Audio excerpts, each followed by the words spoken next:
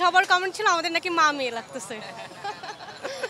আমরা matching matching আমাদের অনেক দিনের প্ল্যান ছিল যে আমরা হচ্ছে 16 ডিসেম্বরে দুই বোন একসাথে একই রঙের শাড়ি পরে বের হব, বিজয় দিবসে দুজন মিলে উদযাপন করব, বের হয়েছি। আমাকে সবসময় মানে সব অকেশনে, বাংলার যত অকেশন আছে সব সময়ই আমাকে শাড়ি পরে বের করাবে, যে চলো ঘুরে আসি, চলো দেখে আসি, এটা তোমার জানার বিষয়, বোঝার বিষয়, সবসময় আমাকে সাপোর্ট করে আপু।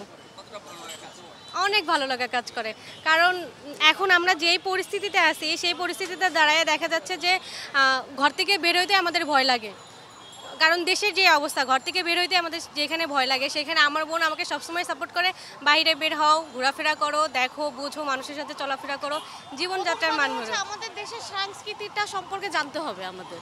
হ্যাঁ, আমরা যদি যেমন আমাদের প্রজন্মটা, আমাদের যারা সিনিয়র ছিল তারা আমাদের জানিয়েছে, তো ও যেহেতু আমার জুনিয়র, তো আমার তো আসলে দায়িত্ববোধ থেকেই ওকে জানানোটা আমার মনে হয় উচিত। তো সেই ক্ষেত্রে আমি ওকে সবসময় সাপোর্ট করি যে প্রত্যেকটা অকেশনে বের হবা, শাড়ি পরবা, ঘুরবা, ইতিহাস জানার চেষ্টা করবা, আমি সবসময়ই বলি, সাপোর্ট করি আর কি। হ্যাঁ, অবশ্যই অবশ্যই নতুনত্ব, কারণ আমরা সবসময় শুনেছি যুদ্ধের কথা, আমরা বাবা মা দেন দাদা দাদি এদের কাছ থেকেই শুনেছি যুদ্ধের কথা, আমরা কখনো দেখিনি, এবার আমরা দেখেছি, এটা সাক্ষী হয়েছে, এটা তো একদম নতুনত্ব, নতুন একটা জগৎ, নতুন একটা অভিজ্ঞতা। সেই সুবাদে অসম্ভব ভালো লাগা কাজ করতেছে যে আমরা প্রথম বিজয় দিবস আমরা নিজে ওরা অর্জন করেছি, অনেক ভালো লাগা কাজ করতেছে।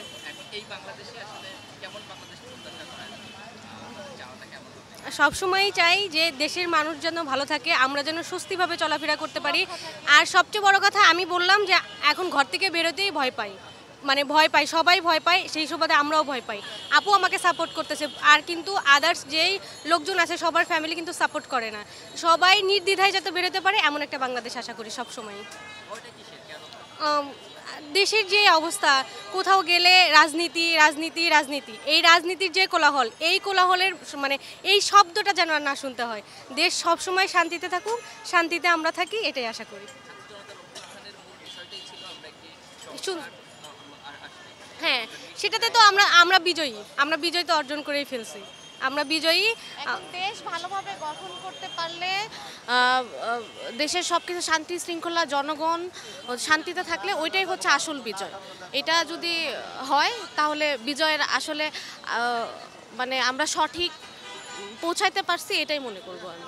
মানে আশাবাদী অনেকটাই, কারণ নতুন প্রজন্ম নতুন নতুন কিছু সৃষ্টি করবে, এটা আমি অনেক আশাবাদী, আমি অনেক আশাবাদী।